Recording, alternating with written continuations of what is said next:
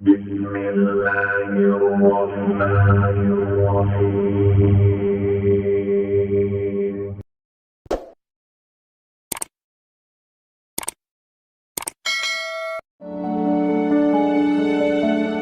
Ma'asyiral muslimin wal muslimat rahimani wa rahimakumullah. Alhamdulillah, di malam hari ini kita bisa duduk kembali untuk bertolabul ilmi, dan pembahasan kita insyaallah kita akan membahas tentang qasasul anbiya, kisah-kisah para nabi.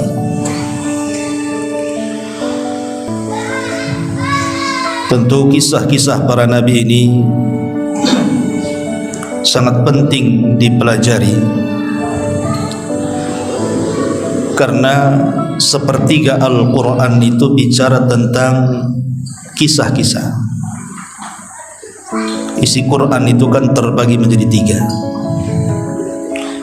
Pertama, sepertiganya bicara tentang tauhid.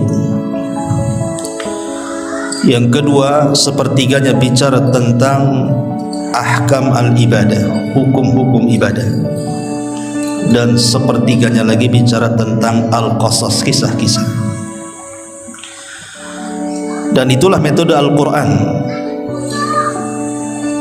di mana Al-Quran mengajarkan kepada kita kisah-kisah ini supaya kita mudah untuk mengambil ibrah dan pelajaran. Tapi tentu karena Al-Quran sendiri bukan kitab sejarah, tapi kitab hidayah,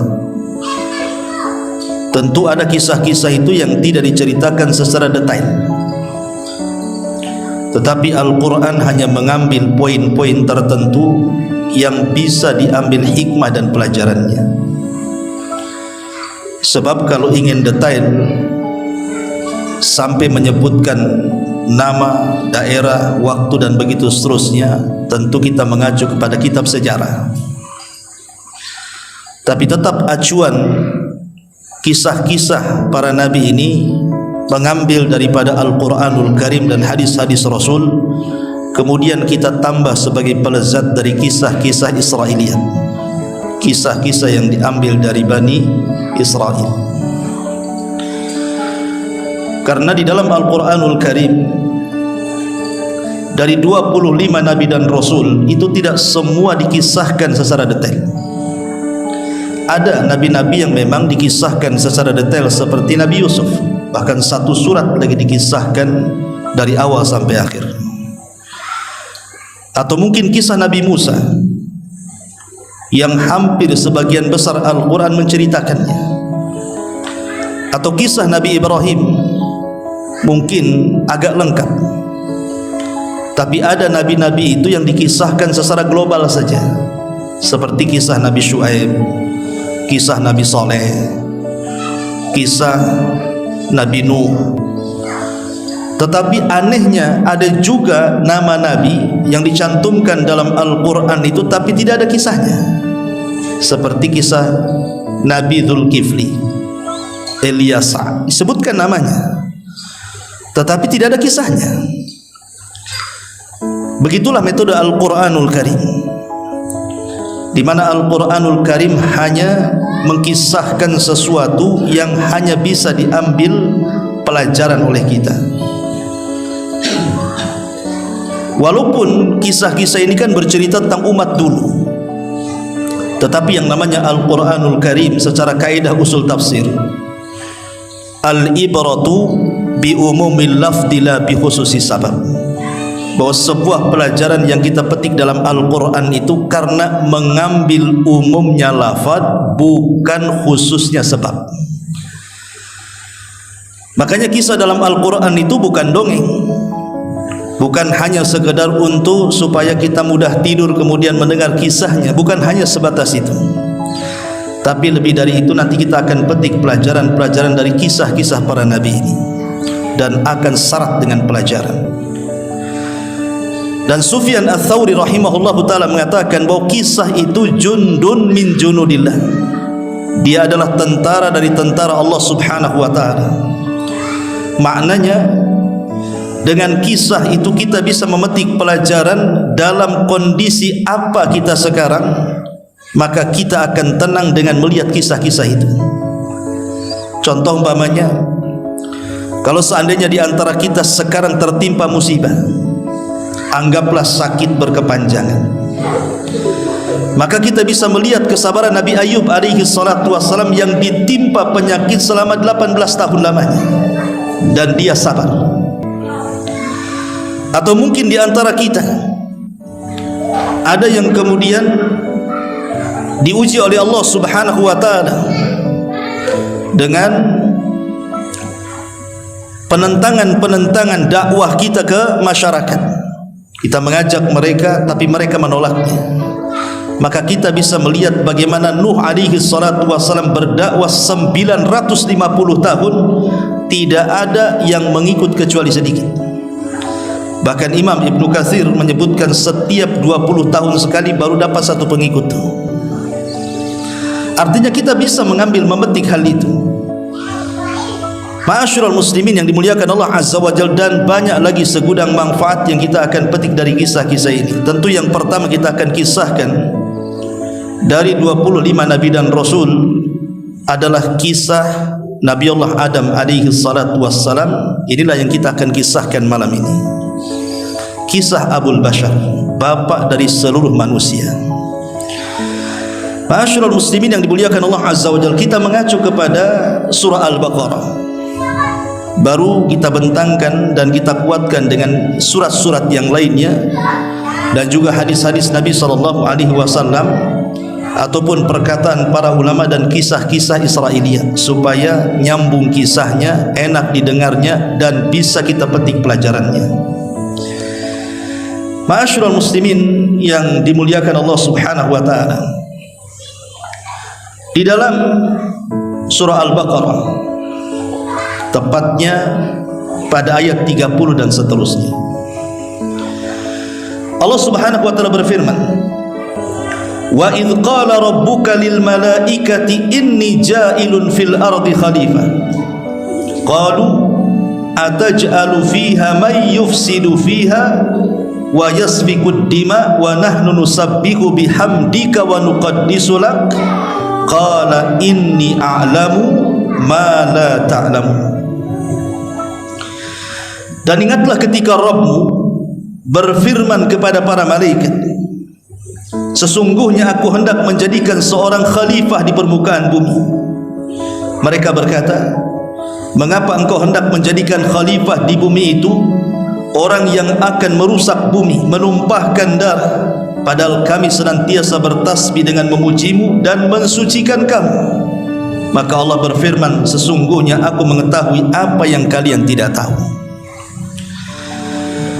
Bertolak dari surah Al-Baqarah ayat 30 ini, inilah permulaan kisah Nabi Allah Adam alaihi salatu wassalam.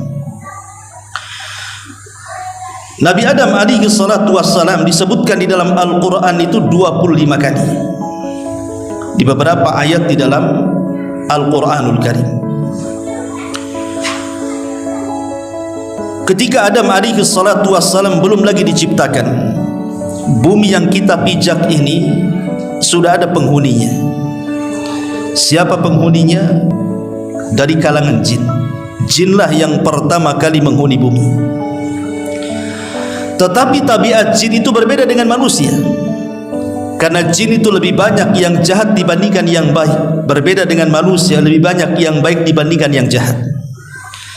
Sehingga tabiat jin itu suka merusak, suka menumpahkan darah, suka berperang, rebutan kekuasaan, dan begitu seterusnya. Karena kehidupan jin itu kurang lebih dengan kehidupan manusia, tidak ada bedanya. Seperti itulah kehidupan manusia, seperti itulah kehidupan jin. Sehingga kemudian di tengah-tengah rusaknya bangsa jin ini, Allah Subhanahu wa ta'ala ingin mentertibkan mereka. Maka Allah Subhanahu wa ta'ala pilih dari kalangan jin itu jin yang paling saleh. Quran tidak menyebut namanya, hadis juga tidak menyebut namanya, tetapi dalam kisah Israiliyat itu disebut namanya. namanya Ajazil. Itulah jin yang paling soleh, yang kemudian kesolehannya mengangkat derajat jin Azazil ini sehingga diangkat ke langit dan hidup di tengah-tengah para malaikat. Bahkan dia menguasai langit pertama, bahkan pernah tinggal di surga. Akhirnya kemudian Allah Subhanahu wa ta'ala memberikan pasukan kepada Ajazil ini berupa para malaikat. Karena malaikat itu makhluk yang pertama kali diciptakan dari makhluk-makhluk yang berakal. Makhluk yang berakal itu 3, 1 malaikat, 2 jin, dan 3 manusia. Dan secara urutan penciptaan, pertama Allah ciptakan malaikat, kedua Allah ciptakan jin, dan yang terakhir Allah ciptakan manusia. Dan itu berdasarkan tartib hadis. Nabi SAW mengatakan, khuliqatil malaika min nur, wa khuliqatil jan min marijim min nar, wa khuliqa lakum mimma wa khuliqa adam mimma wusifa lakum. Allah ciptakan malaikat dari cahaya, Allah ciptakan jin dari ujung nyala api, dan Allah ciptakan Adam sebagaimana yang Allah sifatkan seperti itu kalian. Artinya di sini Allah mentertibkan secara ciptaan malaikat dulu, kemudian jin, kemudian manusia. Kembali kepada kisah bahwa Allah kemudian memberikan pasukan kepada Ajazil berupa para malaikat. Akhirnya kemudian Ajazil ini memimpin para malaikat untuk menyerang bangsa jin yang jahat.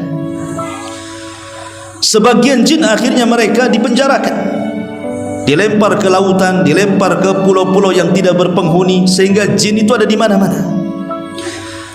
Karena keberhasilannya, Ajazil kemudian memberantas bangsa jin ini dan memisahkan jin yang baik dan jin yang jahat. Karena jin juga sama dengan manusia, ada yang soleh, ada yang tidak. Dan itu sesuai dengan perkataan jin dalam surah jin itu. Apa kata jin? Wa inna minna salihuna wa minna duna dzalik kunna tara'iqa qidada. Kami bangsa jin ada yang soleh, dan kami bangsa jin juga ada yang tidak seperti itu, maksudnya jahat. Kami ini bertingkat-tingkat. Dan ingat, tidak ada satupun nabi dan rasul yang diutus dari bangsa jin. Semua nabi dan rasul itu hanya diutus dari bangsa manusia saja. Makanya jin itu belajar kepada manusia. Tidak ada manusia belajar kepada bangsa jin. Sebaliknya jin belajar kepada kita, maksudnya belajar agama. Kalau jin belajar kepada manusia jadi soleh dia. Kalau manusia belajar sama jin jadi dukun dia. Karena jin itu jahat kan begitu. Lah akhirnya kemudian, setelah kemudian bangsa jin itu sudah mulai tartib kehidupannya, maka sebagai hadiah Ajazil kemudian ditempatkan oleh Allah Azza wa Jal di sorga. Dialah menjadi khazanatul jannah, penjaga sorga. Singkat cerita, akhirnya kemudian Allah Subhanahu wa ta'ala hendak menciptakan makhluk yang akan bergenerasi. Artinya makhluk yang akan bergenerasi itu yang akan terus keberlangsungannya, yang disebut dengan khalifah. Khalifah itu artinya yakhlufu ba'duhu ba'dha, makhluk yang akan bergenerasi terus. Hilang generasi pertama, datang generasi kedua, hilang generasi kedua, datang generasi ketiga. Itulah yang disebut dengan manusia. Makanya di sini Allah Subhanahu wa ta'ala memberitahu para malaikat. Dan Allah mengatakan, wa idh qala rabbuka lil malaikati inni ja'ilun fil ardi khalifah. Dan Rabbmu berkata kepada para malaikat, aku akan menciptakan makhluk yang akan menghuni bumi dan dia menjadi khalifah. Khalifah di sini artinya apa? Makhluk yang bergenerasi, yang akan terus, tidak keberlangsungannya akan terus ada. Malaikat ini berpikir, jangan-jangan Allah akan menciptakan makhluk seperti menciptakan jin. Karena jin itu kan perusak, suka menumpahkan darah, suka berperang. Jadi malaikat berpikir jangan-jangan makhluk yang akan diciptakan itu seperti mereka. Makanya kemudian malaikat mengatakan, ataj'alu fiha man yufsidu fiha wa yasfikud dima. Ya Rabb, apakah engkau akan menciptakan makhluk yang akan merusak bumi? Apakah engkau akan menciptakan makhluk yang akan menumpahkan darah? Lah, Adam aja belum diciptakan, kenapa malaikat bicara seperti itu? Kan Adam belum diciptakan. Kenapa kemudian malaikat mengatakan seperti itu? Kata para ulama, ada 3 penafsiran. Penafsiran yang pertama, para malaikat mengkiaskan makhluk yang namanya Adam yang akan diciptakan beserta anak turunannya itu dikiaskan kepada bangsa jin yang sebelumnya Allah telah ciptakan. Lihat, bangsa jin itu suka menumpahkan darah dan merusak bumi. Makanya malaikat mengkiaskan, jangan-jangan Adam seperti itu. Ini satu penafsiran. Penafsiran yang kedua, malaikat diperlihatkan bagaimana nanti Adam dan turunannya itu akan merusak. Karena apa yang dikatakan malaikat ada benarnya juga. Karena ketika Adam alaihissalam diberikan keturunan, anak-anaknya saling bunuh-membunuh. Qabil membunuh Habil, dan itu pembunuhan pertama. Tapi ada penafsiran yang ketiga, dan ini penafsiran yang wallahu a'lam mungkin agak mendekati kebenaran, bahwa malaikat itu hendak menawarkan diri, seolah-olah malaikat ingin mengatakan, ya Rabb, tidak perlulah kau ciptakan makhluk itu. Nanti dikhawatirkan makhluk yang kau ciptakan itu akan menumpahkan darah dan merusak bumi. Biar kami sajalah yang turun ke bumi. Biar kami yang turun ke bumi. Biar bumi dan langit bergema tasbih. Tidak usah kau ciptakan makhluk itu. Kalau kau menghendaki bahwa makhluk itu diciptakan untuk bertasbih memujimu, kami saja turunkan ke bumi. Biar kami yang bertasbih, biar kami yang mensucikan dirimu, sehingga bumi aman, tidak ada maksiat, tidak ada yang menumpahkan darah, tidak ada yang merusak. Biar kami saja, langit bumi kami ibadah, katanya. Tetapi Allah subhanahu wa ta'ala katakan apa? Inni a'lamu ma la ta'lamun. Hei para malaikat, aku lebih tahu ciptaanku dibandingkan dirimu. Karena terbukti setelah Allah subhanahu wa ta'ala menciptakan Adam alaihi salatu wassalam, lahir dari anak turunan Adam itu orang-orang mulia. Lahir para nabi, lahir para rasul, lahir orang-orang baik, orang-orang soleh, para syuhada. Dan sebagian mereka jauh lebih mulia dibandingkan para malaikat. Para nabi lebih mulia dibandingkan para malaikat. Artinya ini kalimat aku lebih tahu, kalian tidak tahu. Karena setelah Adam diciptakan, sekali lagi turunannya banyak orang-orang baik, banyak para nabi dan rasul yang menandingi kesolehan para malaikat. Ma'asyiral muslimin yang dimuliakan Allah azza wa jalla, setelah dialog seperti ini, maka mulailah kemudian Allah subhanahu wa ta'ala mulai menciptakan Adam alaihi salatu wassalam. Bagaimana caranya? Disebutkan di dalam sebuah riwayat. Riwayat ini dijelaskan oleh ahli tafsir, salah satunya Imam Asy-Syinkiti rahimahullah dan yang lainnya, mengatakan dari Abdullah bin Mas'ud radhiyallahu anhu. Jadi ketika Allah subhanahu wa ta'ala hendak memulai penciptaan itu, Allah utus malaikat Jibril. Kemana? Ke bumi. Untuk apa? Untuk mengambil tanah di bumi. Itulah bahan baku daripada Adam alaihi salam. Makanya Adam disebut Adam, diambil dari adimul ardi. Tanah yang ada di permukaan bumi itu disebut adim. Makanya adim menjadi Adam, karena tercipta dari tanah. Lah Jibril ketika hendak mengambil tanah itu, tiba-tiba bumi menolaknya. Kemudian bumi mengatakan di hadapan Jibril alaihi salatu wassalam, faqalatil ardu a'udzu billahi mink an tanqusa minni.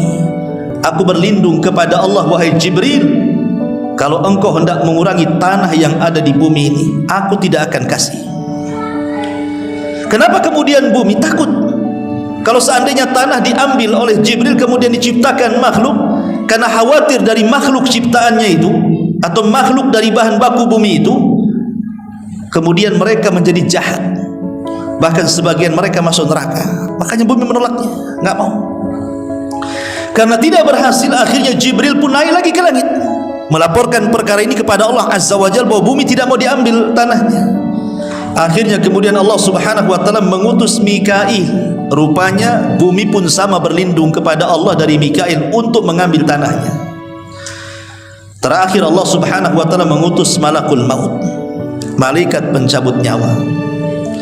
Ketika bumi mengatakan a'udzu billahi mink, Aku berlindung kepada Allah dari kamu wahai malakul maut, untuk kau kurangi tanah yang ada di bumi. Malaikat maut justru mengatakan, aku pun berlindung kepada Allah kalau aku tidak mengambil tanah. Dibalik oleh malaikat maut. Akhirnya kemudian malaikat maut berhasil mengambil tanah itu, tentu dari berbagai macam tanah. Makanya dalam hadis Nabi SAW dari Abu Musa al-Ash'ari radhiyallahu an, Nabi SAW mengatakan, innallaha khalaqa Adam min qabdatin qabadaha min jami'il ardi. Allah ketika menciptakan Adam diambil dari segenggam tanah, dari semua jenis tanah bumi. Faja'a banu Adam ala qadril ardi, ja'a minhumul ahmar wal abyad wal aswadu wa baina dhalik was sahlu wal hazlu wal khabithu wat tayyibu, zada fil hadits Yahya wa baina dhalika wal ikhbar fi hadits Yazid.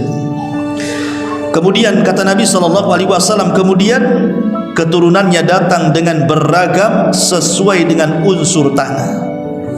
Ada di antara mereka yang berkulit merah, ada di antara mereka yang berkulit hitam, ada di antara mereka yang berwarna-warna, ada yang lembut, ada yang kasar, ada yang buruk, ada yang baik, dan ada di antara itu semuanya. Jadi ketika malaikat maut mengambil tanah itu, maka malaikat maut mengambil tanah dari berbagai macam warna tanah dan dari berbagai macam sifat tanah. Jadi diambil tanah hitam sedikit, diambil tanah putih sedikit, diambil tanah merah sedikit, nanti tanah keras sedikit, tanah lembek sedikit, dan begitu seterusnya. Karena ini akan menjadi sifat manusia kelak. Makanya wajar kalau seandainya manusia itu ada yang kulitnya putih, mungkin diambil dari tanah putih, kan gitu ya. Ada yang mungkin warnanya merah, diambil dari warna merah. Ada yang mungkin tanahnya kulitnya berwarna hitam, mungkin diambil dari kulit hitam, kan itu. Ada yang mungkin campuran warna, itu mungkin campuran tanahnya. Mungkin ada hitamnya, ada putihnya, ada merahnya, kan itu. Begitu juga sifatnya. Ada yang mungkin agak lunak, agak lembut, mungkin dari tanah lembut lah, kan gitu. Mungkin ada yang keras kepala, keras hati, mungkin dari tanah hati. Kalau yang suka bertengkar itu diambil dari tanah sengketa mungkin. Gitu kurang lebih lah begitu. Tapi intinya bahwa akhirnya kemudian malaikat maut ini berhasil mengangkat ke langit. Setelah kemudian tanah itu sampai di langit, maka Allah Subhanahu wa taala mulai membentuk Adam alaihi salatu wassalam. Langsung Allah yang membentuknya. Inilah bedanya Adam dengan ciptaan Allah yang lainnya. Kalau ciptaan Allah yang lainnya dengan kun fayakun, tapi Adam tidak. Adam dibentuk oleh Allah Azza wa Jalla. Laqad khalaqnal insana fi ahsani taqwim.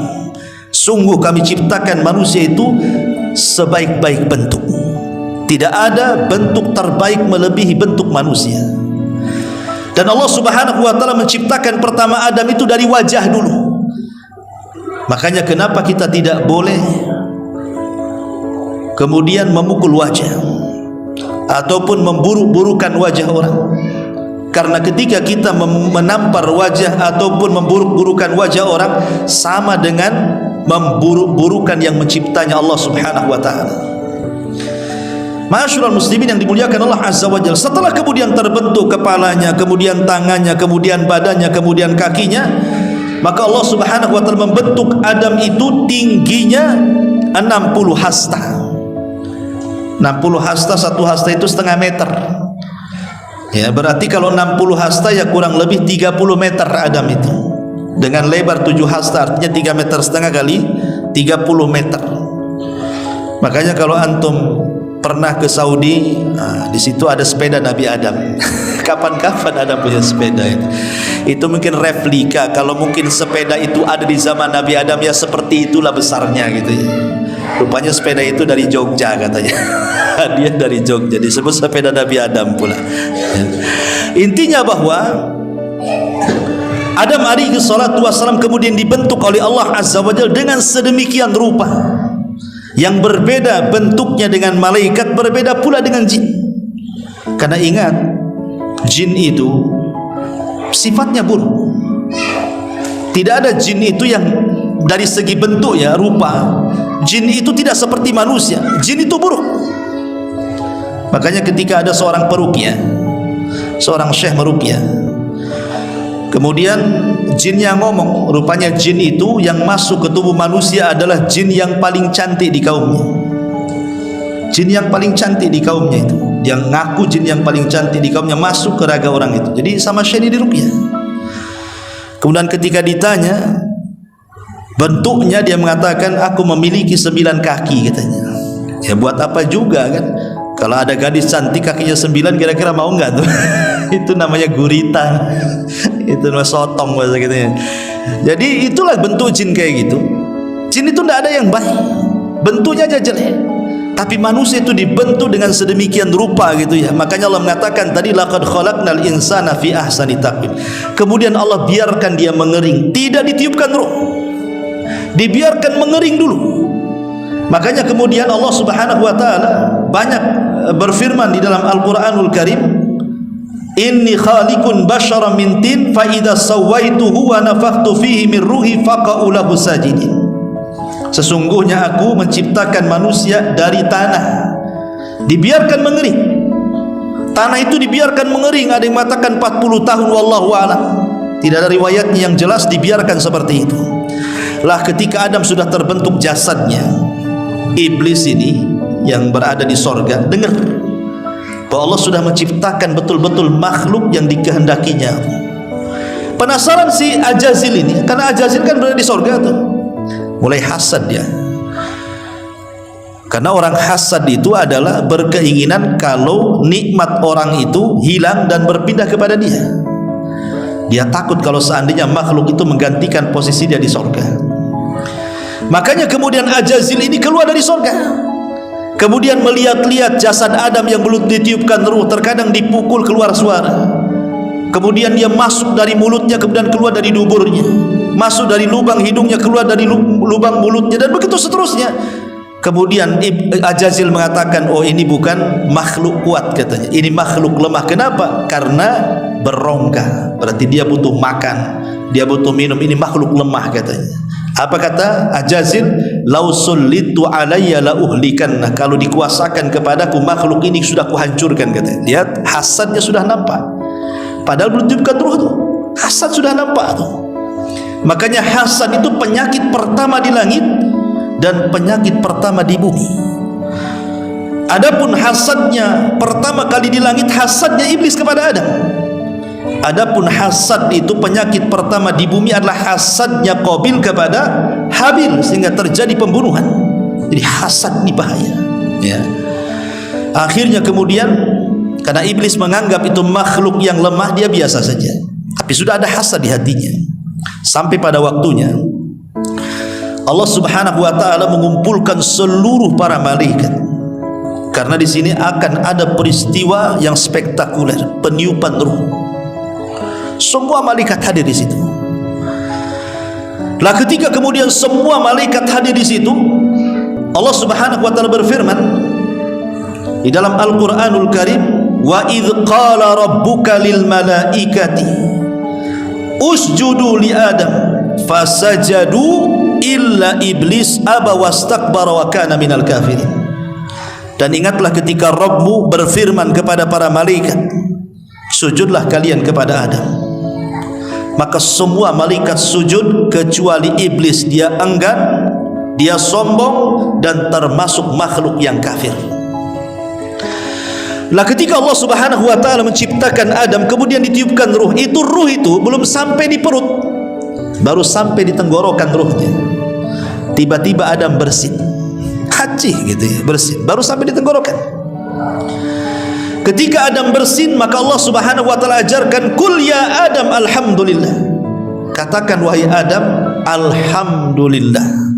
Dan ini jadi syariat kita. Anda kalau bersin jangan diam saja, tapi ucapkan alhamdulillah.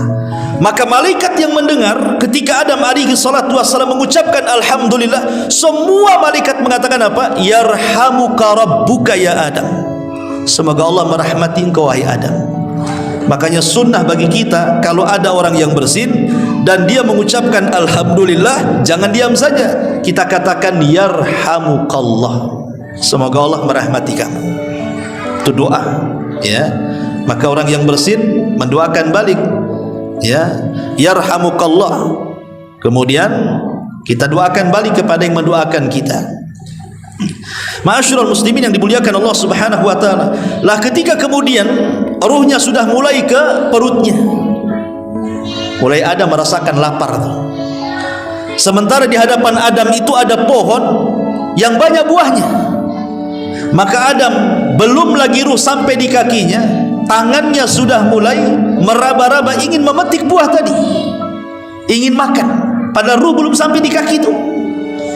Dari sini kata para ulama, Adam alaihi salatu wasalam tersifati dengan sifat isti'jal, terburu-buru. Makanya keturunannya akan seperti itu, seperti itu. Inna khalaqnal insana fi ajal. Manusia itu kami ciptakan dalam kondisi tergesa-gesa, terburu-buru. Itulah sifat kita akhirnya kan. Karena Adam seperti itu, jadi turunannya seperti itu. Suka terburu-buru, ya, tidak mau santai, padahal terburu-buru itu bagian daripada syaitan. Kata Nabi SAW, al-isti'jalu minasyaitan. Terburu-buru itu dari syaitan. Lah ketika betul-betul ruh sudah sampai di kaki, Adam alaihi salatu wassalam, maka Allah Subhanahu wa taala perintahkan kepada Adam, idhab ila haula'in nafar. Pergi kau kepada para malaikat itu, katanya.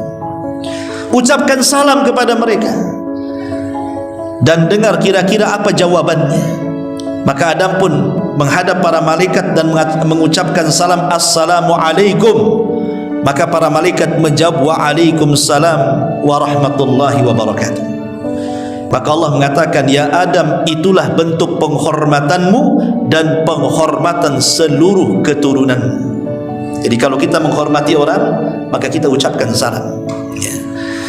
Lah ketika kemudian semata-mata ruh itu masuk ke raga Adam, maka Allah Subhanahu wa taala katakan, fa idza sawaituhu wa nafakhtu fihi min ruhi faqa'u lahu sajidin.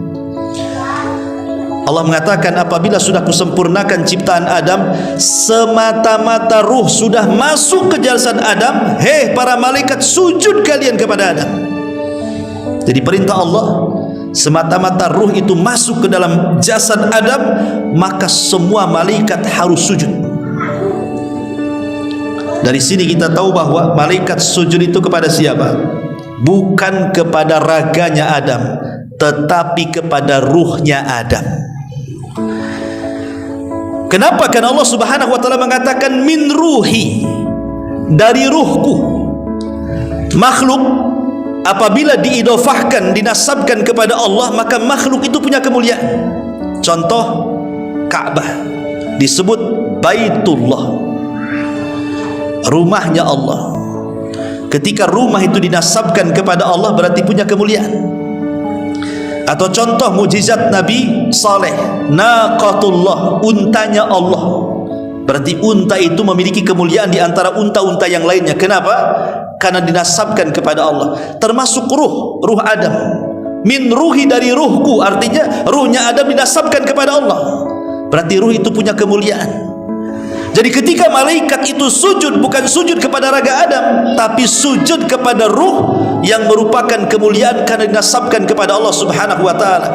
Dari sini kita tahu bahwa raga tanpa ruh tidak akan mulia. Tapi kalau raga ada ruhnya, dipastikan dia mulia. Contoh presiden. Presiden kalau masih ada ruhnya, masih bisa berjalan, bisa bicara, bisa mendengar, bisa melihat, bisa berpikir, dihormati dia. Coba dicabut ruh presiden, jadi bangkai dia, terbujur kaku, diusung keranda, dimasukkan ke lubang yang 1 kali 1,5 meter. Siapa yang memuliakan? Sudah jadi nggak ada ruhnya. Jadi manusia itu mulia karena ada ruhnya. Kalau tidak ada ruhnya, tidak akan mulia manusia itu. Coba saja orang yang dihormati di Batam ini siapa? Ketika mati jangan dikubur, letakkan di jalan raya 4 hari saja. Sampai dia busuk, siapa yang mendekati dia? Nggak ada yang berani. Nggak ada. Lihat Abu Lahab. Abu Lahab itu ketika dia meninggal, dia sedang safar, sakit kemudian meninggal. Tidak ada yang menguburkan sampai jasadnya bau busuk. Akhirnya menguburkannya dengan cara apa? Dilempari batu. Akhirnya numpuk batunya. Itulah kuburannya Abu Lahab tuh. Karena jasad ini kalau sudah tidak ada ruhnya, tidak ada kemuliaan di dalamnya. Jadi malaikat itu sujud kepada Adam, itu maksudnya sujud kepada ruh yang dimasukkan ke dalam Adam. Itu satu penafsiran. Ada yang mengatakan bahwa sujudnya malaikat kepada Adam itu karena Adam dijadikan kiblat oleh para malaikat, sama dengan kita sujud ke Ka'bah, karena Ka'bah itu jadikan kiblat, bukan kita menyembah Ka'bah. Ada juga yang mengatakan seperti itu. Tapi yang jelas bahwa sujudnya malaikat kepada Adam bukan sujud ibadah, tapi sujud penghormatan. Karena sujud ibadah tidak boleh diberikan kecuali kepada Allah. La tasjudu lisyamsi wala lil qamar wasjudu lilladzi khalaqahunna in kuntum iyyahu ta'budun.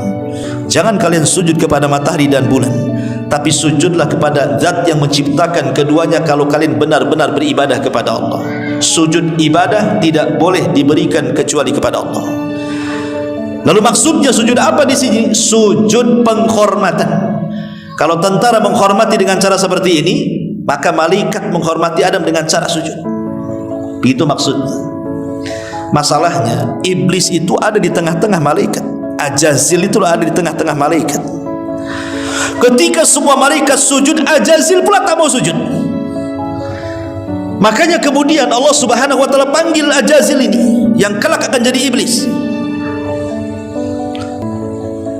Allah mengatakan kepada Ajazil ini, ma mana'aka alla tasjuda id amartu.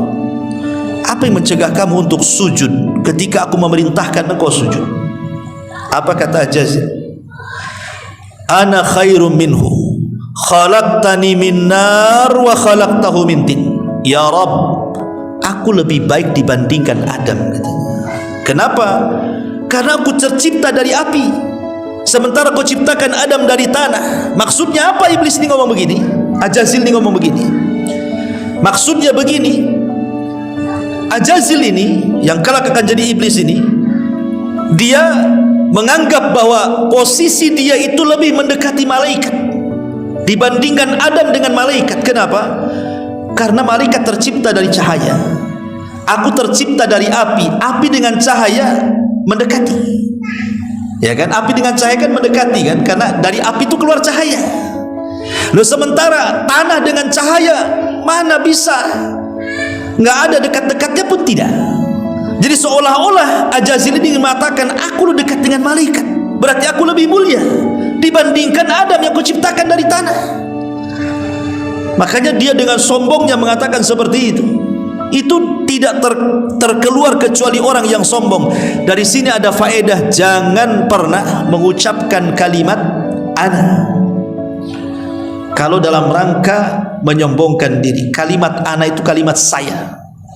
Kalau bukan karena saya, ya, ini semua karena saya, ini semua kalau nggak ada saya, itu hati-hati. Ini kalimat iblis. Karena iblis memulai dengan kalimat saya lebih baik dibandingkan Adam. Makanya kalimat ananiyah, akuisme, kalimat saya dalam tempo-tempo tertentu kalau dalam rangka menyombongkan dirinya, maka itu kalimat iblis. Bukan hanya kalimat iblis, ana juga kalimat Fir'aun, kalimat Namrud, dan kalimat Qarun. Ingat ketika Qarun mengatakan, ketika datang para pemungut zakat kepada Qarun, apa kata Qarun? Dia mengatakan, enak saja Musa itu, katanya, datang menyuruh orang untuk mengambil zakat saya, padahal kekayaan saya ini aku yang dapat, katanya. Dia mengatakan, innama utituhu min ilmin indi. Ini kekayaan aku yang dapat, saya yang dapat. Ini karena kecerdasanku, kata Qarun, bukan karena dari Allah. Ini karena kecerdasanku. Ini kalimat saya ini bahaya. Ataupun Fir'aun mengatakan, ana rabbukumul a'la, saya Rabb kalian yang paling tinggi. Atau Namrud mengatakan, ana uhyi wa umit, saya bisa menghidupkan dan mematikan, katanya. Jadi kalimat saya ini bahaya. Dalam tempo-tempo tertentu jangan mengucapkan kalimat saya, aku, ana, gitu ya. Kalau dalam rangka kesombongan, ini kalimat setan. Makanya dia mengatakan saya lebih baik dibandingkan Adam. Adam tercipta dari tanah, aku loh tercipta dari api. Ketika dia mengatakan seperti itu, maka Allah Subhanahu wa taala murka. Kemudian Allah Subhanahu wa taala mengatakan, fakhruj innaka rajim. Keluar kau iblis, engkau makhluk yang terkutuk. Sejak itulah Ajazil tidak lagi disebut Ajazil, dia berubah menjadi iblis. Disebut iblis itu karena makhluk yang putus asa dari rahmat Allah. Itu disebut iblis. Berubah dia jadi iblis. Bayangkan, jin yang paling soleh menjadi jin yang paling jahat. Dari sini ada faedah bahwa kesolehan itu harus dijaga. Kesolehan itu harus dijaga. Lihat, Ajazil ini jin yang paling soleh, karena saking solehnya Allah hadiahi dia tinggal di sorga. Tapi belakangan menjadi jin yang paling jahat dan menjadi iblis. Kalau kita tidak mempertahankan kesolehan, jangan-jangan kita jadi iblis pula. Karena amal itu ditentukan bukan awalnya, tapi akhirnya. Kata Rasul, innal a'mal bi khawatimiha. Amal itu ditentukan akhirnya. Betapa banyak awalnya soleh, akhirnya pula jadi jahat, seperti iblis. Ya, ma'asyiral muslimin yang dimuliakan Allah Subhanahu wa taala, para malaikat ini ketika Adam sudah diciptakan, pada awalnya kan malaikat ini menganggap bahwa makhluk itu akan menjadi perusak, penumpah darah. Tapi kenyataannya tidak demikian.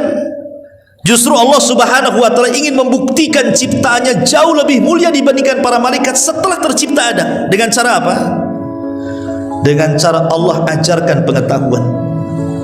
Maka ayat selanjutnya 31-nya Al-Baqarah, Allah mengatakan, wa 'allama Adamal asma'a kullaha thumma aradahum 'alal malaikati faqala anbi'uni bi asma'i haula'i in kuntum shadiqin qalu subhanaka la ilma lana illa ma 'allamtana innaka antal alimul hakim.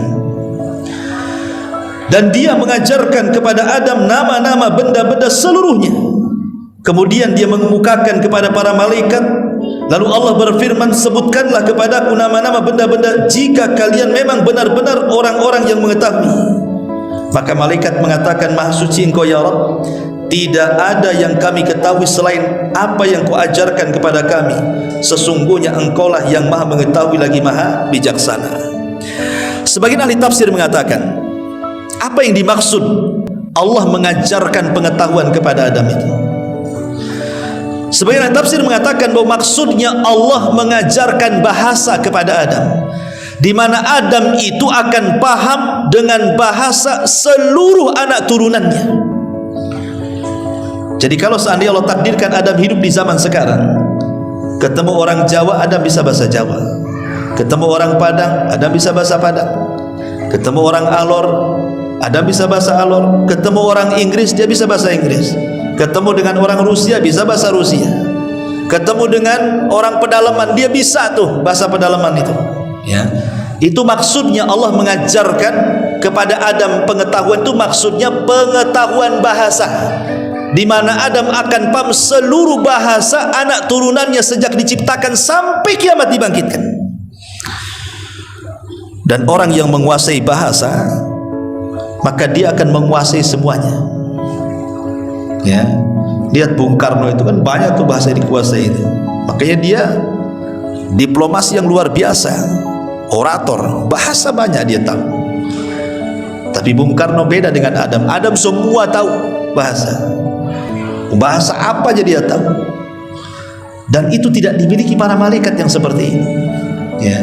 Makanya kemudian ketika Allah Subhanahu wa taala mengetes para malaikat dengan ilmu yang telah Allah anugerahkan kepada Adam, malaikat tidak sanggup dan mereka meminta uzur kepada Allah Subhanahu wa taala dan mengatakan, la ilma lana illa ma 'allamtana. Ya Rabb, kami tidak punya pengetahuan kecuali yang kau ajarkan saja kepada kami, katanya. Dari sini kata para ulama, lihat Adam diunggulkan dari para malaikat. Karena apa? Karena ilmu pengetahuan. Jadi Adam alaihi salatu wassalam dimuliakan di atas para malaikat karena ilmunya. Bahkan seluruh anak turunannya juga dimuliakan karena pengetahuannya. Wa karramna bani Adam, kami muliakan anak Adam. Dan Allah katakan yarfa'illahu alladhina amanu minkum walladzina utul ilma darajat. Kami angkat derajat orang-orang yang berilmu di antara kalian, dan kami angkat derajat orang-orang yang beriman di antara kalian, dan kami angkat derajat orang-orang yang berilmu di antara kalian beberapa derajat, kata Allah. Dari sini kita tahu bahwa malaikat baru nyadar.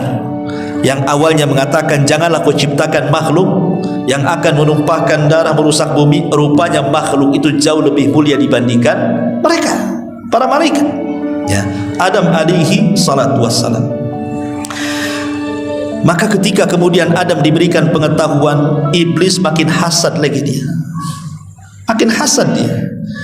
Sudah Allah ciptakan Adam, langsung dibentuk oleh Allah, ditiupkan ruh langsung oleh Allah, diberikan pula pengetahuan oleh Allah. Berarti kan nikmatnya makin menumpuk tuh. Iblis makin sakit hati. Karena orang hasad itu, dia akan lebih hasad dan akan bertambah-tambah hasadnya kalau kenikmatan orang lain makin banyak lagi, kan gitu. Dia tetangga beli mobil, mulai tensinya naik. Beberapa bulan naikkan pula rumahnya tingkat 2, naik lagi tensinya. Beberapa bulan naik lagi tingkat 3, makin akhirnya stroke tuh. Kan begitu ya orang hasad tuh. Yang dihasadi tenang-tenang saja, dia makin sakit. Begitulah iblis, dia makin sakit dia. Kenapa kok Adam masih diberikan nikmat ini terakhir akhirnya apa? Dimasukkan pula ke sorga. Yang tadinya iblis di sorga dikeluarkan, sekarang Adam pula masuk sorga, makin sakit hati lah. Itulah hasad, kedengkian yang luar biasa tuh iblis itu. Ma'asyiral muslimin yang dimuliakan Allah Azza wa Jalla. Makanya kemudian Allah Subhanahu wa taala ketika hendak memasukkan Adam ke dalam sorga sebagai pengganti iblis, maka Adam alaihi salatu wassalam ditidurkan sesaat oleh Allah Subhanahu wa taala karena Allah hendak menciptakan pasangannya, Hawa. Ada yang mengatakan kenapa disebut Hawa? Ya, ulama ketika mengatakan kenapa Hawa disebut Hawa, ada yang mengatakan li'anna Hawa khuliqat minal mar'il hayy, karena Hawa disebut Hawa itu karena tercipta dari makhluk yang hidup. Adam kan hidup, sudah ditiupkan ruh. Kemudian Hawa diambil pula dari bagian Adam, dari tulang rusuk sebelah atas, sebelah kiri yang paling bengkok yang dekat dengan jantung, diambil. Kemudian diciptakan Hawa. Kenapa disebut Hawa? Karena tercipta dari makhluk yang hidup. Hawa itu apa? Hawa itu ya oksigen. Hawa nafas, itulah Hawa. Ya. Ini satu pendapat. Yang kedua, ada yang mengatakan bahwa kenapa disebut Hawa? Karena ummu kulli hayyin minal bashar. Dia adalah ibu dari seluruh makhluk yang akan hidup dari kalangan manusia. Ada juga yang mengatakan sumya Hawa kana launuha yamilu ila syamra, karena Hawa itu memiliki warna arah ke coklat-coklatan. Dia punya bibir itu coklat-coklatan. Tapi ada juga yang mengatakan karena Hawa itu diambil dari tahwi. Jadi laki-laki akan cenderung. Arti Hawa Yahwi itu artinya cenderung, di mana seorang laki-laki akan cenderung kepada perempuan, maka disebut Hawa karena ada kecenderungan laki-laki kepada perempuan. Tapi yang jelas bahwa Ibnu Taimiyah rahimahullahu taala mengatakan, lihat bagaimana Allah Subhanahu wa taala dengan kudrah dan iradahnya, dengan kemampuan dan kemahabesarannya, mampu menciptakan makhluk tanpa ibu dan bapa, Adam alaihi salam. Kemudian mampu menciptakan makhluk tanpa ibu, Hawa. Kemudian mampu menciptakan makhluk tanpa bapa, Isa. Kemudian menciptakan makhluk dengan bapa dan ibu, ya kita ini. Jadi ada makhluk, ada manusia tercipta tanpa ayah dan bapa, Adam, tanpa ibu dan bapa Adam. Ada makhluk manusia maksudnya tercipta tanpa ayah, Isa, tanpa ibu, Hawa, dan ada ibu bapa, ya kita semuanya.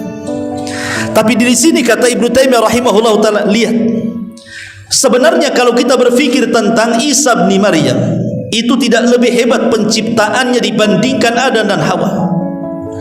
Kalau seandainya Isa dituhankan oleh orang-orang Nasrani karena dia terlahir tanpa bapa, sekarang Adam juga tanpa bapa, bahkan tanpa ibu, kenapa tidak dituhankan? Hawa terlahir tanpa ibu, kenapa tidak dituhankan? Kenapa hanya Isa saja? Makanya dari sini Allah Subhanahu wa taala mengatakan inna masala Isa kamasali Adam. Permisalan Isa loh sama dengan Adam. Apa bedanya? Adam lebih hebat lagi. Harusnya kalau mereka menuhankan Isa, tuhankan juga Adam. Tapi mereka tidak menuhankan Adam dan menganggap Adam nabi. Sebagaimana kalian menganggap Adam nabi, harusnya anda juga menganggap Isa juga nabi. Ma'asyiral muslimin yang dimuliakan Allah Azza wa Jalla. Intinya bahwa Adam tercipta saat Hawa tercipta saat Adam sedang tertidur. Kenapa Hawa diciptakan saat Adam tertidur? Supaya Adam tidak benci dengan Hawa. Jadi ketika Adam sedang tertidur, Allah ambil tulang rusuk sebelah kiri, yang paling atas, yang paling bengkok, yang dekat dengan jantung diambil. Kemudian diciptakan Hawa, dibaringkan di sebelahnya. Ketika Adam alaihi salatu wassalam terbangun, kaget, rupanya ada perempuan di sampingnya. Kemudian ditanya, "Man anti, siapa kamu?" Maka Hawa mengatakan, "Saya Hawa." Adam mengatakan, "Kenapa Allah ciptakan kamu?" Kata Hawa, "Liaskuna ilaika," supaya aku bisa memberikan ketenangan kepadamu. Dari sini Allah katakan, "Wa min ayatihi an khalaqalakum min anfusikum azwaja litaskunu ilaiha wa ja'ala bainakum mawaddatan wa rahmah inna fi dzalika laayatin liqaumin yatafakkarun." Dan dari tanda-tanda kuasa Allah, Allah jadikan kalian berpasangan, ada suami, ada istri. Gunanya untuk apa? Litaskunu ilaiha, supaya engkau merasa tenang dengan pasanganmu. Kemudian terciptalah mawaddah, rasa cinta, warahmah, dan kasih sayang. Dan itu semua adalah kekuasaan Allah bagi orang-orang yang berfikir. Maka Adam diciptakan Hawa supaya dia tidak ketakutan di sorga. Karena seindah apapun sorga, ikhwan, seindah apapun sorga, kalau hidup sendirian itu ketakutan. Coba saja antum hidup sendirian di Batam. Satu kota Batam milik anda lah, tapi sendirian hidupnya. Lontang lantung ke Batam Center sendiri, ke Jodoh sendiri, ke Barelang sendiri. Apa nggak takut sendirian? Ya. Supaya tidak ketakutan, diciptakan pasangannya. Minimalnya kalau dua orang dan beda jenis, laki-laki dan perempuan, nggak akan takut hidup itu. Dulu kuburan itu hal yang menakutkan. Lewat kuburan saja kita lari. Sekarang enggak, orang pacaran di kuburan udah tak takut lagi, karena dua-duanya setan. Akhirnya kan nggak takut kan di situ, karena berdua. Coba sendirian, jangan dibawa pasangannya, suruh duduk di atas kuburan, apa nggak merinding dia. Tapi kalau berdua itu hilanglah rasa takutnya. Makanya diciptakan Adam, diciptakan Hawa untuk Adam, itu maksudnya untuk menghilangkan perasaan takut Adam, sehingga tumbuh cinta dan kasih sayang di antara keduanya. Makanya Allah mengatakan ayat selanjutnya kepada Adam alaihi salatu wassalam, "Wa qulna ya Adam uskun anta wa zawjukal jannah." Al-Baqarah 35-nya. Dan kami berfirman, wahai Adam, diamilah oleh kamu dan istrimu sorga itu. Wa kula minha ragadan haitsu syi'tuma wa la taqraba hadhihi asy-syajarata fatakuna minadh dhalimin. Dan makanlah makanan-makanan yang banyak yang ada di sorga yang kau sukai, tapi ingat, janganlah kamu dekat pohon ini yang menyebabkan kamu termasuk orang zalim. Jadi Allah Subhanahu wa taala idza arada syai'an ahya asbabah. Ikhwan, Allah itu kalau menghendaki sesuatu, pasti Allah akan hidupkan sebabnya. Segala sesuatu itu pasti ada sebab. Setiap akibat ada sebab. Namanya ada sebab akibat kan gitu ya. Tidak ada perkara di dunia itu yang tidak ada sebabnya. Pasti ada sebabnya. Orang mati aja ada sebabnya. Ya. Orang dapat rizki ada sebabnya. Orang punya anak pun ada sebabnya. Semua ada sebabnya. Di kehidupan dunia pasti ada sebabnya. Lah Adam alaihi salatu wassalam kan memang diciptakan oleh Allah bukan untuk tinggal di sorga. Karena Allah sebelumnya sudah ngomong di hadapan para malaikat, inni ja'ilun fil ardi, aku akan jadikan makhluk di bumi, bukan di sorga. Sehingga Adam tidak mungkin lama di sorga, karena tujuan Allah itu bukan menciptakan di sorga, tapi menciptakan makhluk untuk di bumi. Makanya bagaimana caranya Adam itu tidak tinggal di sorga? Dia harus ke bumi. Maka Allah ciptakan sebabnya. Apa sebabnya? Allah uji Adam. Dengan cara apa? Hei Adam, hei Hawa, masuk ke sorga, makan minum semua yang kenikmatan di sorga itu. Tapi ingat, ini satu pohon, jangan kau dekat-dekat. Satu pohon ini jangan kau dekat-dekat. Kalau kau dekat, kau lihat, kau makan, bahaya. Bayangkan, dari sekian ribu pohon di sorga cuma satu. Sebenarnya kan gampang saja kan, ngindari yang satu kan. Kan kenikmatan sorga yang lain banyak. Tapi masalahnya bukan di Adam, bukan di Hawa, tapi di iblis masalahnya, yang sudah sakit hati. Iblis ini masih di langit. Ketika melihat Adam dengan istrinya diberikan banyak nikmat oleh Allah Azza wa Jalla, mulai dari diciptakan langsung oleh Allah, ditiupkan ruhnya oleh Allah, diberikan pengetahuan oleh Allah, dimasukkan lagi oleh Allah, makin stres iblis ini. Mulailah iblis ingin memberikan was-was. Masalahnya macam mana? Dia sudah tidak di sorga, Adam di sorga, macam mana cara masuknya? Al-Imam Asy-Syinkiti rahimahullahu ta'ala menyebutkan dalam tafsirnya Adwail Bayan beberapa penafsiran para ulama. Yang pertama, mengambil kisah Israiliyat dari Abdullah bin Abbas radhiyallahu anhuma, bahwa Allah Subhanahu wa taala itu menciptakan ular yang sangat besar sekali, dan itu ular terindah yang Allah ciptakan di langit. Lah ular ini keluar masuk surga. Ya, ular ini keluar masuk surga. Memang Allah berkehendak seperti itu. Lah iblis ini mengambil kesempatan bekerja sama dengan ular itu. Akhirnya kemudian dia masuk ke dalam ular itu, kemudian berhasil keluar masuk surga. Ini satu pendapat. Tapi sekali lagi tidak ada Quran, tidak ada hadis Nabi, ini kisah Israiliyat. Ya. Dan kita tidak perlu berpegang dengan kisah Israiliyat. Kisah Israiliyat itu hanya pelezat kisah saja. Ingat ya, karena diambil dari Taurat, bukan dari Quran. Kita punya Quran. Pendapat yang kedua, sebenarnya tidak. Iblis itu tidak pernah masuk surga. Dia hanya berdiri di samping surga. Dia tidak bisa masuk surga karena sudah terusir. Cuman iblis ini memberikan was-was dari luar sorga. Bagaimana caranya? Tentu Allah berikan kekuasaan kepada iblis untuk memberikan was-was dari luar sorga ke dalam sorga. Dan Allah maha kuasa atas segala sesuatu, karena ini kan ujian kepada Adam. Intinya bahwa entah iblis masuk ke dalam ular dan berhasil masuk ke dalam sorga, atau mungkin iblis tidak masuk ke dalam sorga berdasarkan zahirnya Quran gitu ya. Tapi yang jelas bahwa iblis berhasil memberikan was-was ke dalam hati Adam dan Hawa. Apa was-wasnya? Iblis mengatakan kepada Adam, ya Adam, kenapa Allah larang dekat-dekat pohon larangan itu? Sebenarnya karena dua perkara, dan itu disebutkan dalam Quran, antakuna malakaini au takuna minal khalidin. Karena kalau engkau makan buah itu, engkau jadi malaikat atau engkau jadi orang yang kekal. Jadi Adam melihat dua perkara ini, oh enak juga jadi malaikat, ataupun kekal di sorga dengan penuh dengan kenikmatan. Dari situlah dia penasaran, tapi tidak tergoda sama sekali. Tapi was-was sudah masuk. Dan ini senjata iblis yang paling kuat. Iblis itu kalau ngajak kita maksiat, tidak mungkin didorongnya kita zina kamu, minum khamar kamu, ayo kita ke diskotik, ayo kita berbuat maksiat. Nggak.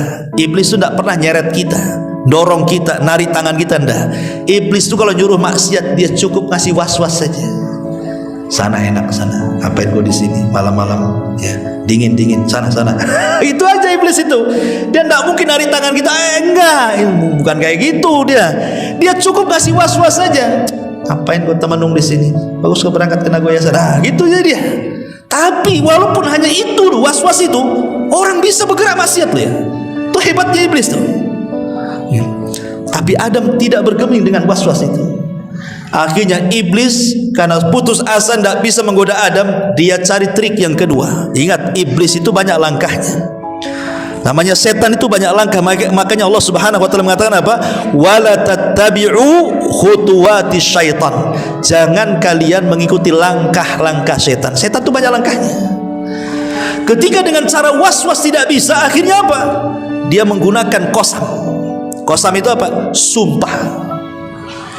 Iblis mulai bersumpah di hadapan Adam, wa qasamahuma inni lakuma laminan nasin. Hei Adam, demi Allah, kata iblis, demi Allah, kalau engkau makan buah larangan itu, kalau engkau dekat-dekat pohon itu, maka engkau akan jadi malaikat atau engkau pasti akan kekal. Wah, was-was meningkat jadi sumpah. Iblis bersumpah di alam para malaikat, di surga lagi. Dan ketika itu tidak ada makhluk yang bersumpah untuk kedustaan. Ya Adam percaya sajalah kan begitu kan. Karena tidak mungkin ada orang bersumpah menyebut nama Allah untuk sebuah kedustaan di alam para malaikat dan di surga. Ya Adam terima saja. Oh, jangan-jangan benar jadinya. Makanya kemudian trik-trik sumpah dusta ini dipakai oleh sekarang. Orang kalau berdusta supaya tidak nampak berdustanya, bersumpah dia, wallahi saya enggak melakukannya, padahal melakukannya. Terutama para pedagang tuh, asli bang, wallahi asli, demi Allah asli, padahal palsu kan gitu ya. Biasa sumpah-sumpah palsu itulah sumpah iblis ya. Akhirnya Adam, karena mana mungkin orang bersumpah untuk kedustaan, dan itulah pertama kali orang bersumpah, Adam percaya. Akhirnya Adam pun mulai mendekati, padahal Allah sudah mengatakan wala taqraba, jangan dekat-dekat, sebab kalau dekat penasaran. Akhirnya didekati, mulai penasaran, ditengok mulai penasaran, diraba mulai penasaran. Akhirnya kemudian diambillah 2 buah, satu diserahkan ke Hawa dan satu dipegang dia. Ada hadis yang lemah tapi tidak sahih hadisnya. Jadi ketika kemudian Adam ini memakan buah itu, baru di tenggorokan tersadar dia, astagfirullahaladzim. Akhirnya buah itu nempel di sini. Makanya laki-laki ada hukumnya sini. Kalau perempuan nggak ada, kalau laki-laki ada. Perempuan nggak ada kayak kita gini laki-laki. Katanya ini buah yang keselak Adam, katanya. Tapi riwayatnya lemah, riwayatnya tidak sahih. Tapi Hawa berhasil termakan sampai ke perut. Sebab itulah akhirnya dia diuji dengan mengeluarkan darah haid setiap bulan. Dan dia diuji oleh Allah, setiap mengandung akan merasakan kelemahan, setiap melahirkan akan merasakan kelemahan, dan setiap menyusui akan merasakan kelemahan sebagai hukuman karena dia makan buah itu. Tapi sekali lagi ini riwayatnya tidak benar, tidak sahih, dhaif. Tapi begitulah ulama sejarah menyebutkannya seperti itu. Wallahu a'lam. Intinya bahwa akhirnya ada memakan buah larangan. Ketika makan buah larangan, disitulah Allah Subhanahu wa taala firmankan, fa'azallahum, Al-Baqarah 36-nya, fa'azallahuma syaitan anha fa'akhrajahuma mimma kana fi. Lalu keduanya tergelincir oleh syaitan dari sorga dan dikeluarkan dari keadaan semula. Dan Allah katakan, qulna bitu ba'dukum li ba'din adu walakum fil ardi mustaqarr wa mata'un ilahin. Turunlah kalian, sebagian kalian akan jadi musuh bagi yang lainnya, dan bagi kalian ada tempat kediaman di bumi dan kesenangan hidup sampai waktu yang ditentukan. Jadi ketika ada memakan buah itu, tiba-tiba pakaiannya hilang. Ingat, pakaian surga itu semua sutra. Dan dalam satu hari penduduk surga itu akan berganti pakaian sampai 70 kali pakaian. Jadi penduduk surga itu sutranya itu setiap harinya itu bisa menggunakan 70 pakaian. Pakaian maksudnya dari sutra. Ya, cabut satu ada lagi, cabut satu ada lagi, cabut satu ada lagi, kan begitu ya. Nah, itulah pakaian di surga, semua sutra. Makanya laki-laki diharapkan di dunia menggunakan sutra. Karena itu pakaian ahli surga. Sebagaimana laki-laki diharamkan untuk minum khamr, karena khamrlah minuman di surga. Siapa yang mabuk di dunia, dia tidak akan mabuk di akhirat, kata Nabi. Begitu juga emas bagi laki-laki. Siapa yang menggunakan emas di dunia, maka dia tidak akan menggunakan emas di akhirat, kecuali bertobat kepada Allah Subhanahu wa taala. Jadi ada pakaian-pakaian yang menyerupai penduduk surga itu tidak boleh dipakai di dunia, seperti sutra, emas gitu ya, khamr. Nah, itu semua adalah kekhususan surga. Tapi bagi perempuan dibolehkan, wallahu a'lam. Intinya bahwa ketika ada memakan buah itu, auratnya tampak, pakaiannya hilang. Dan ini difirmankan oleh Allah Subhanahu wa taala, fadallahuma bighurur falamma dhaqa asy-syajarata badat lahuma sawatuhuma wa tafiqa yakhsifani alaihima min waraqil jannah. Lalu setan membujuk mereka dengan tipu daya. Ketika mereka mencicipi buah pohon itu, tampaklah oleh mereka auratnya, maka mulailah mereka menutupinya dengan daun-daun sorga. Jadi Adam tiba-tiba telanjang, Hawa tiba-tiba telanjang. Malulah Adam dengan Hawa saling melihat. Akhirnya yang satu lari ke arah sana, satu lari ke arah sana, saling bersembunyi, tidak mau ketemu. Tapi di sorga itu semua bicara. Dan Allah mengatakan, mau pergi kemana kau Adam? Kemanapun penduduk sorga itu, makhluk yang ada di sorga melihat, maka dia malu, makanya dia ambil dedaunan sorga, ditutupinya gitu. Tapi itulah bagaimana kalau orang sudah membangkang syariat Allah, Allah buka auratnya.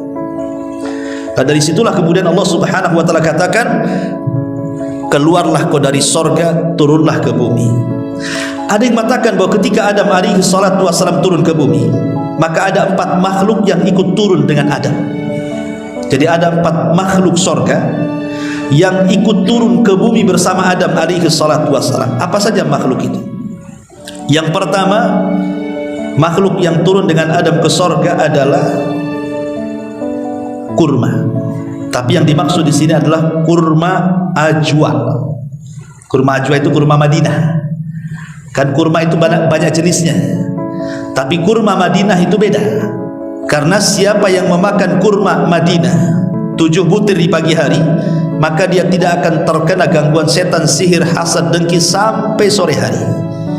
Siapa yang memakan 7 butir kurma Madinah di sore hari, maka dia tidak akan terkena sihir, dengki, hasad, dan begitu seterusnya sampai pagi hari. Artinya kurma Madinah itu bisa jadi ruqyah. Makanya kalau antum umroh atau haji, sempatkan datang ke Madinah, beri kurma ajwa di sana, kurma kota Madinah. Karena Nabi SAW mengatakan dalam sebuah hadis ketika bicara soal kurma ini, kata Nabi mengatakan, al-ajwatu minal jannah wa fiha shifaun minas sam, bahwa kurma ajwa itu asalnya dari sorga dan padanya terdapat obat bagi setiap racun yang masuk ke dalam badan. Jadi kurma ajwa itu maksudnya asalnya ya. Kalau sekarang ya bukan dari sorga lagi. Kayak Adam itu asalnya dari tanah. Kita dari tanah? Enggak, kalau kita ini ambil pisau kan enggak keluar tanah, darah kan gitu ya. Maksudnya asalnya, Adam asalnya dari tanah, tapi turunannya kan bukan dari tanah. Ya dari sperma. Kemudian segumpal darah, kemudian segumpal daging, baru jadi orang kan gitu ya. Lah maksudnya pohon kurma yang pertama kali ajwa itulah dari sorga. Kemudian setelah berbuah, kemudian tumbuh biji-biji yang lainnya, ya bukan dari sorga lagi. Maksudnya asalnya dari sorga. Ini yang pertama. Yang kedua adalah Hajar Aswad. Hajar Aswad itu turun bersama Adam dari sorga. Dan itu berdasarkan hadis Nabi SAW,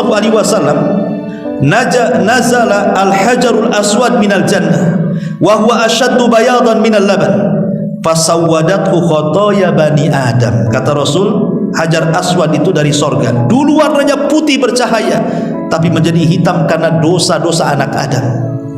Maka disebut Hajar Aswad. Hajar itu batu, aswad itu hitam, padahal dulunya putih. Tapi karena banyak dosa dilakukan Bani Adam, makanya akhirnya batu itu berubah jadi hitam. Sama dengan hati. Hati kita ini kalau tidak ada maksiat putih, tapi kalau sudah banyak maksiat jadi hitam juga hati kita. Kemudian yang kedua, yang ketiga, Maqam Ibrahim, tempat pijakannya. Kalau habis tawaf kita disuruh sholat di belakang Maqam Ibrahim. Lah di bawah Maqam itu ada bekas pijakan Nabi Ibrahim. Lah pijakannya itu dari sorga.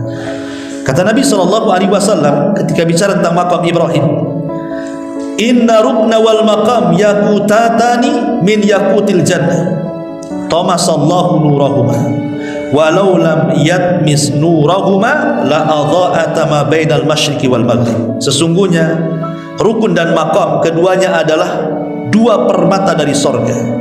Allah hapus cahayanya. Kalau Allah tidak hapus cahayanya, tentu cahaya itu akan menerangi barat dan timur, katanya. Ini yang ketiga. Dan yang terakhir adalah sungai Nil dan sungai Efrat.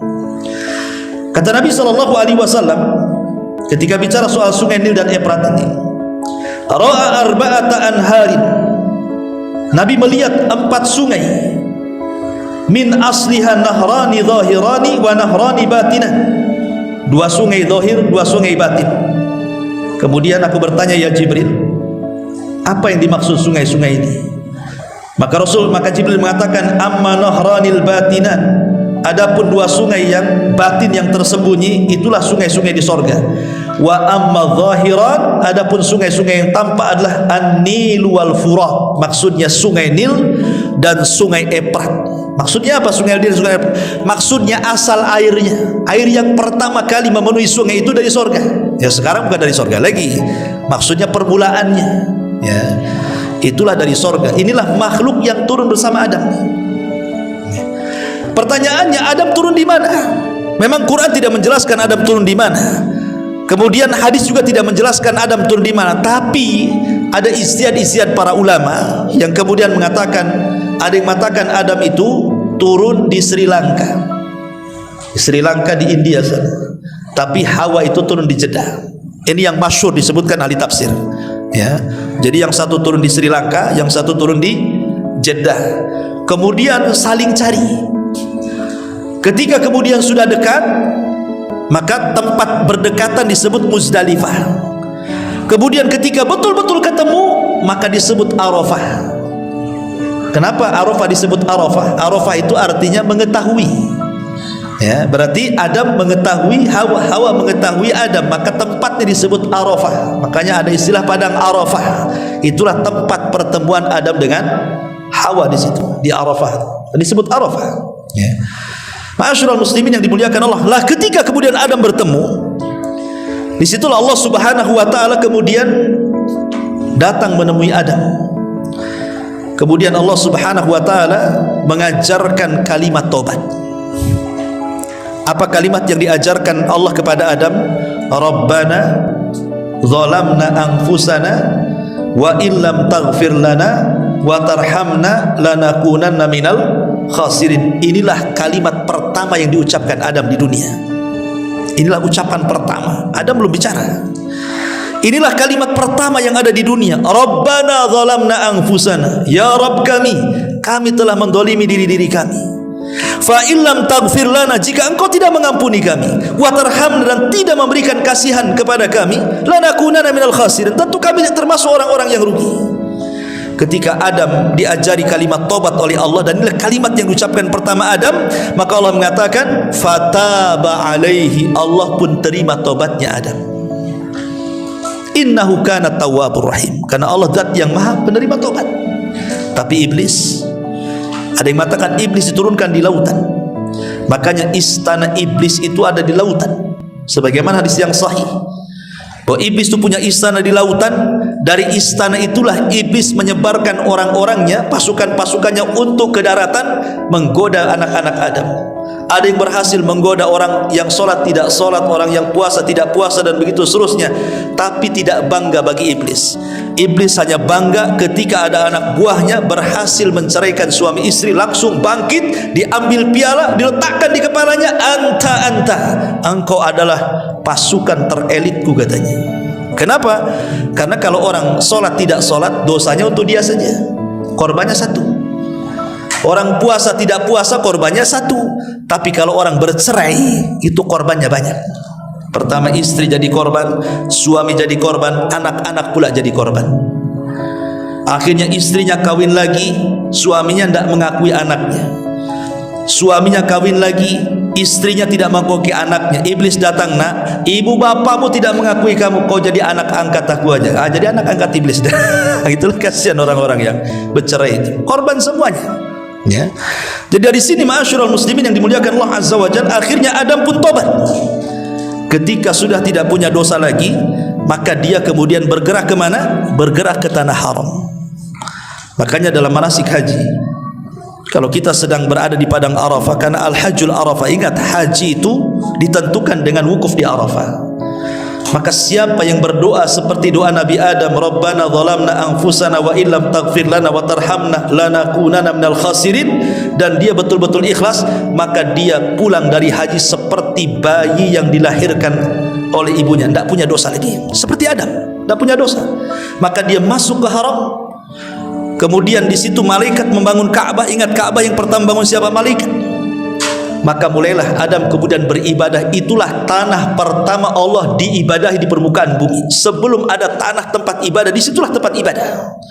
Jadi Mekah itu adalah tanah yang pertama kali diibadahi Allah di situ. Itulah Adam dengan Hawa beribadah di situ. Ma'asyiral muslimin yang dimuliakan Allah Azza wa Jalla, dari sinilah Allah Subhanahu wa taala perintahkan Adam untuk menggauli Hawa. Karena Allah sudah katakan bahwa dia akan menjadi makhluk yang bergenerasi. Harus ada generasi. Dan itu harus kawin. Makanya kemudian Adam diilhamkan untuk menggauli Hawa. Dari sinilah kemudian Hawa Allah takdirkan hamil sampai 20 kali. Dan setiap hamil selalu kembar. Sehingga akhirnya Adam punya anak 40. Ya, dan setiap kembar pasti laki-laki dan perempuan, laki-laki dan perempuan. Jadi 20 anak laki-laki dan 20 anak perempuan. Sampai pada waktunya akhirnya kemudian anak-anaknya sudah besar, karena tidak ada orang lain, Allah perintahkan supaya kawin silang. Yang paling besar Qabil, adiknya Habil. Kemudian kata Adam, Qabil, kamu harus menikah dengan kembarannya Habil. Habil, kau harus menikah dengan kembarannya Qabil. Setan masuk di sini. Ketika setan tidak bisa menggoda Adam, masuk ke anak-anaknya, masuk ke telinga Qabil. Bil, tengok kembaranmu, cantik kan? Tengok kembaran Qabil, Habil, jelek kan? Masa kau mau kawin sama orang jelek? Mulai dikasih was-was dia. Ya, dari situ mulai hasad dia. Dia tolak mentah-mentah perintah bapaknya dan mengatakan, saya tidak mau menikah dengan kembaran Habil, saya menikah dengan kembaran saya sendiri. Kata Adam, ini perintah Allah. Kalau memang perintah Allah, mana buktinya katanya? Kalau begitu kalian harus berkorban. Siapa yang diterima korbannya, maka dia berhak memilih pasangannya.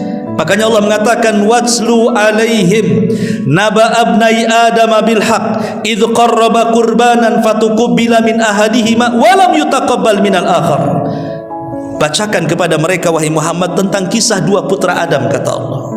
Ketika keduanya berkorban, yang satu berkorban dengan kambing, yang satu berkorban dengan buah-buahan, kemudian Allah terima korbannya Habil dan Allah tolak korbannya Qabil. Dari sini Qabil marah dan mengatakan, la aqtulannak, saya akan bunuh kamu. Akhirnya betul-betul terjadi pembunuhan. Itulah pembunuhan pertama di alam manusia, Qabil membunuh Habil. Tentu cerita Qabil dan Habil cerita menarik, dan ini juga panjang kisahnya, tidak mungkin kita kisahkan malam ini. Insyaallah kita sambung pada minggu berikutnya.